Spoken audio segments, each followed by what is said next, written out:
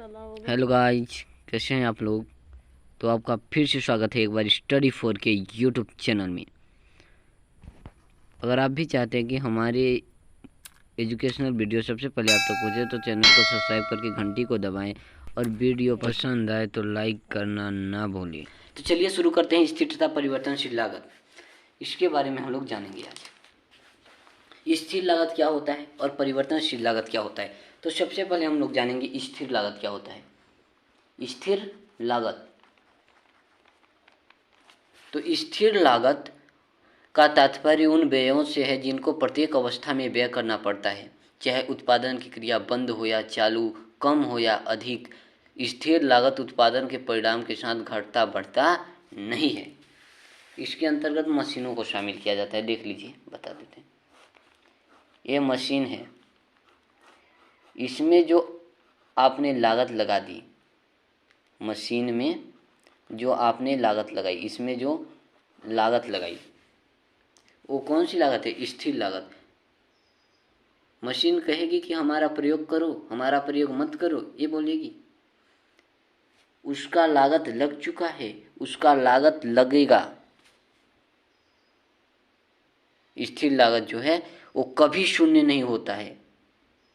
उत्पादन इसमें करो या मत करो, इसमें 10 ठो श्रमिक लगाओ चाहे 1 ठो मत लगाओ, 0 ठो रहो, लेकिन ये उत्पादन बंद हो या चालू, कम हो या अधिक, ये मशीन वहीं बनी रहेगी। इसका पैसा उसे देना पड़ेगा। इसमें जो बिजली आ रही है उसका पैसा इसे देना पड़ेगा।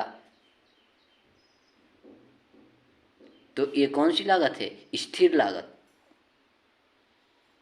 कौन सी लागत? स्थिर लागत।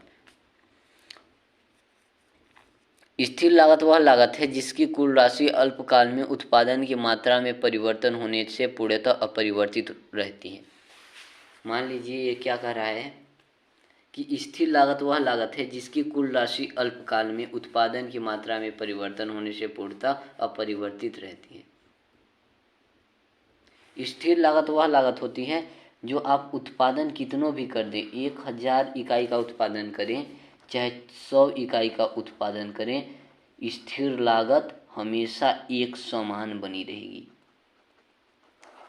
एक समान बनी रहेगी। यह पूर्णतः अपरिवर्तित होती है।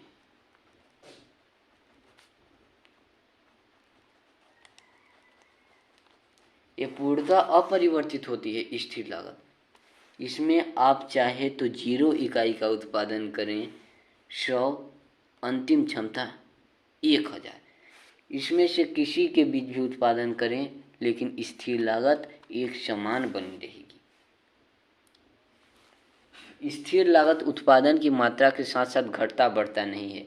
आप इस मशीन से 10, 100, 1000 जितना भी चाहे उत्पादन कर सकते हैं।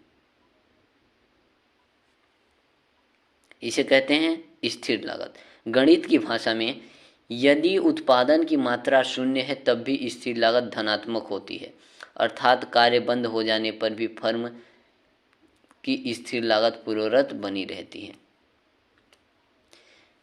मान लीजिए अगर उत्पादन शून्य हो जाता है, अगर उत्पादन शून्य हो जाता है, हम कारखाना को बंद कर दिए, कारखाना को बंद कर दिए, तो क्या स्थिर लागत कम हो जाएगी? कभी नहीं, क्योंकि यह लागत हमेशा बनी रहती है। स्थिर लागत में सामान्यतः निम्नलिखित मदे हैं। सबसे पहला जो मद है वो है प्रारंभिक खर्चा। प्रारंभिक खर्चा, प्रारंभिक खर्चा में जो सबसे पहले खर्चा किया जाता है किसी वस्तु के उत्पादन के लिए, उनको शामिल किया जाता है। मान लीजिए आपने उत्पादन के लिए जमीन लिया, वो प्रारंभिक खर्चे में आया, वो स्थिर लागत है, वो हमेशा बनी रहेगी। आप उसमें उत्पादन करें या ना करें। आप मान लीजिए एक खेत है, ये खेत है, ये आप खेत के मालिक से 1000 प्रति वर्ष के दर से लिए हैं, तो आप इसमें उत्पादन करें या ना करें, वो खेत का मालिक पैसा लेगा। आ गया समझ में? ये प्रारंभिक खर्चा है, इसे स्थिर लागत इसी को कहते हैं। दूसरा है स्थायी पूंजी के व्यय। स्थायी पूंजी के व्यय, स्थायी पूंजी के व्यय। और तीसरा है व्यवस्थापकों के वेतन।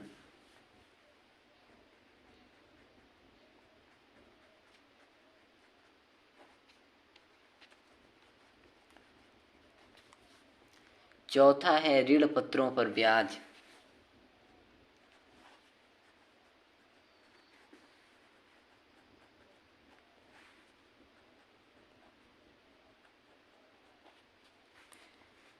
पांचवा है मशीनों पर ह्रास।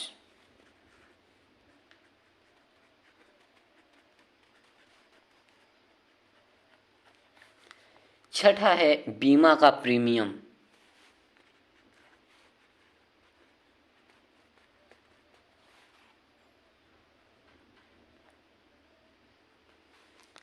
सातवां है बिजली।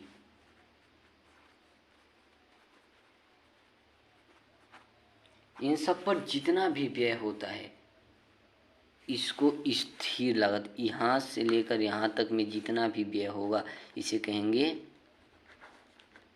स्थिर लागत। स्थायी पूंजी के व्यय पर जितना व्यय होगा, व्यवस्थापकों के वेतन, प्रबंधक को जितना देना होगा और मैनेजिंग व्यवस्था देखने वाले को, ऋण पत्रों पर ब्याज, मशीनों पर ह्रास, जितना खरीद लिए हैं उन सब पर, मशीन पर भी जो हम लोग व्यय कर चुके हैं वो सब हमेशा बना रहेगा, बिजली भी हमेशा बनी रहेगी, इसलिए ये सब स्थिर लागत है। आगे है परिवर्तनशील लागत। परिवर्तनशील लागत जिसे मार्शल ने प्रमुख लागत कहा है। कुल परिवर्तनशील लागत या प्रधान लागत उत्पादन लागत का वह अंग है जो उत्पादन की मात्रा के साथ घटता बढ़ता है। अर्थात उत्पादन बढ़ जाने से परिवर्तनशील लागत बढ़ जाता है और उत्पादन घट जाने से परिवर्तनशील लागत घट जाता है। मान लीजिए ये कह क्या रहा है कि परिवर्तनशील लागत वह लागत होता है जो उत्पादन की मात्रा के साथ घटता बढ़ता है। अगर उत्पादन बढ़ा तो लागत भी बढ़ जाती है। मतलब अधिक उत्पादन के लिए अधिक लागत की आवश्यकता होती है, कहने का मतलब ये है। परिवर्तनशील लागत बढ़ती है। कौन लागत? परिवर्तनशील लागत। स्थिर लागत हमेशा स्थिर रहती है, परिवर्तनशील लागत बढ़ जाती है। उत्पादन घटेगा तो परिवर्तनशील लागत भी घट जाएगी। आ गया समझ में? अगर किसी भी कारणवश एक कारखाना बंद हो गया, मान लीजिए एक कारखाना था, एक कारखाना बंद हो गया, किसी कारणवश ये बंद हो गया, तो स्थिर लागत और परिवर्तनशील लागत जो होगी, परिवर्तनशील लागत वो शून्य हो जाएगी। और स्थिर लागत कभी भी शून्य नहीं हो सकती, चाहे उत्पादन का स्तर कुछ भी हो। लेकिन परिवर्तनशील लागत उत्पादन की मात्रा के साथ साथ घटता बढ़ता है, इसलिए ये उत्पादन बंद कर देने पर शून्य हो जाता है। अब ये शून्य क्यों होता है? परिवर्तनशील लागत में परिवर्ती कारक जो होते हैं उन्हीं के लागत को शामिल किया जाता है। जैसे श्रम, मान लीजिए श्रम, जब श्रमिक रहेंगे, कौन? श्रमिक काम करेंगे, क्या काम करेंगे, तो ही ना आप उन्हें पैसा देंगे। पैसा नहीं, मुद्रा बोला जाता है। आप लोग तभी उन्हें मुद्रा देंगे। श्रम करेंगे श्रमिक तो आप उन्हें मुद्रा देंगे। कारखाना बंद हो गया तो कहाँ से श्रम करेंगे? इसलिए परिवर्तनशील लागत क्या हो जाएगी? शून्य हो जाएगी। क्या शून्य हो जाएगी? जैसे जैसे उत्पादन बढ़ेगा, परिवर्तनशील लागत बढ़ेगा तो उत्पादन भी ज़्यादा होगा। जब उत्पादन ज़्यादा होगा तो परिवर्तनशील लागत भी बढ़ेगी। मान लीजिए 1000 इकाई का उत्पादन हो रहा था, 1000 इकाई का, तो 10 श्रमिक कर रहे थे काम। अब 2000 इकाई का प्रयोग उत्पादन हो रहा है। जब 2000 इकाई का उत्पादन हो रहा है तो इसमें 22 श्रमिक काम कर रहे हैं, तो उत्पादन लागत बढ़ा। उत्पादन लागत बढ़ा तब उत्पादन बढ़ा है। आगे आज समझ में। आगे बढ़ते हैं। बेनहम के शब्दों में बेनहम क्या कहते हैं? परिवर्तनशील लागत वह लागत है, परिवर्तनशील लागत वह लागत है जिसकी राशि उत्पादन की मात्रा में परिवर्तन होने से परिवर्तित होती है। गणित की भाषा में यदि उत्पादन की मात्रा शून्य है तब उत्पादन लागत भी शून्य के बराबर होती है। ये जो परिवर्तनशील लागत होती है वो अगर कहीं कारखाने को आप बंद कर देंगे, कारखाना बंद, परिवर्तनशील लागत खत्म, परिवर्तनशील लागत खत्म, समाप्त हो जाएगी, शून्य हो जाएगी कारखाना बंद हो जाने पर। इसमें शामिल किया जाता है श्रमिकों की मजदूरी। पहले क्या शामिल किया जाता है? श्रमिकों की मजदूरी, कच्चा माल,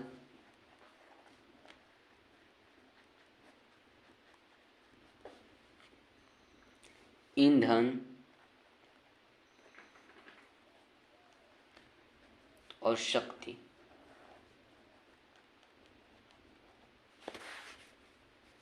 मान लीजिए आपके पास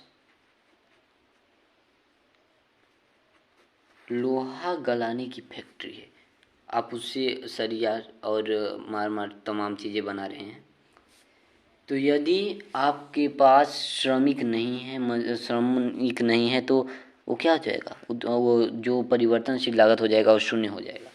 उत्पादन बंद कर देते हैं, कारखाना बंद है, तो कच्चा माल लाकर क्या करेंगे? कच्चा माल का भी शून्य हो जाएगा लागत।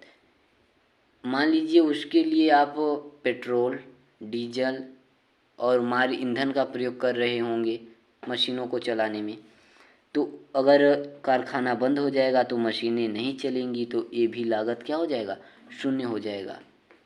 अगर कहीं उत्पादन बढ़ाना है तो ईंधन को बहुत ज़्यादा प्रयोग में लाना पड़ेगा, कच्चा माल बहुत ज़्यादा प्रयोग में लाना पड़ेगा, मजदूरों को अधिक प्रयोग में लाना पड़ेगा, तब आपकी जो उत्पादन होगी वो ज़्यादा होगी और शक्ति को भी अधिक करना होगा।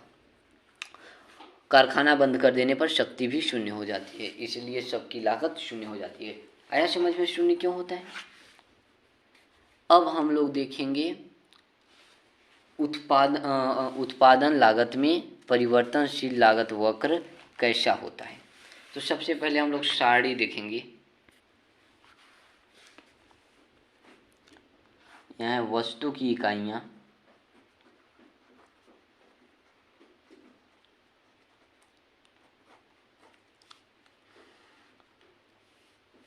इधर है कुल परिवर्तनशील लागत, कुल परिवर्तनशील लागत।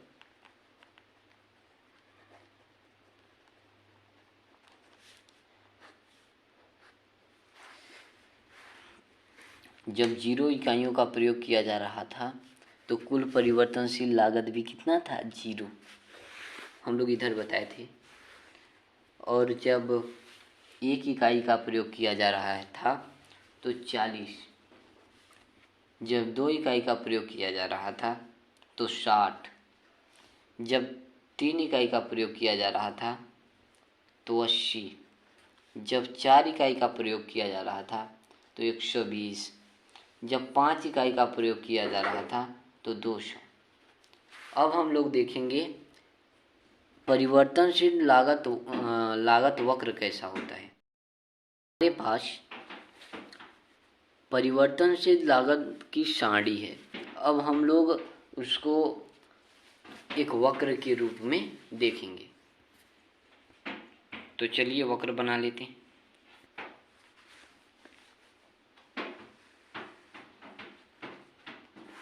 वक्र बना लेते हैं हम लोग।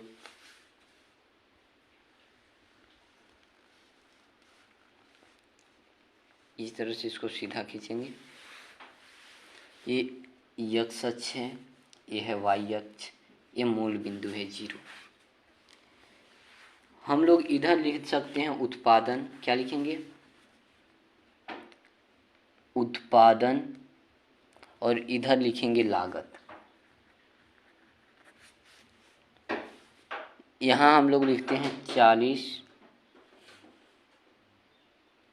यहाँ लिखते हैं 20, यहाँ 40, यहाँ लिखते हैं 60, यहाँ लिखते हैं 80, यहाँ लिखते हैं 100। ये पैमाना है 1 सेंटीमीटर बराबर 20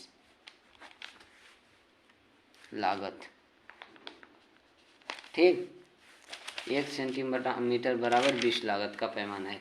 और आगे है 120, 140, 160, 180, 200, 220। और एक पैमाना ले लेते हैं 1 सेंटीमीटर बराबर 1 उत्पादन। तो यहाँ लिखते हैं 1, 2, 3, 4, 5, 6, 7। जब 0 इकाई का उत्पादन किया जा रहा था तो कुल परिवर्तनशील लागत कितना था? 0। मतलब 0 और 0 मिलाकर कुल यहीं। और जब 1 इकाई का उत्पादन किया जा रहा था तो कुल परिवर्तनशील लागत था 40। जब 1 इकाई का प्रयोग किया जा रहा था, ये इकाई है, और लागत कितना था? 40। यहाँ बना लेते हैं। फिर जब 2 इकाई का प्रयोग किया जा रहा था, कितने? 2 इकाई का, तो परिवर्तनशील लागत था 60। जब 2 इकाई का प्रयोग किया जा रहा था तो परिवर्तनशील लागत था 60। जब 3 इकाई का प्रयोग किया जा रहा था तो परिवर्तनशील लागत था 80। यही इधर से। जब 4 इकाई का प्रयोग किया जा रहा था परिवर्तनशील लागत था 120।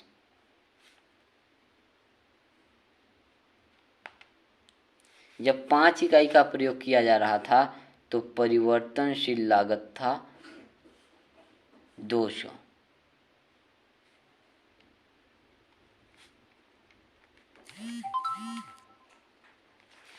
अब हम लोग लागत वक्र को खींच देते हैं।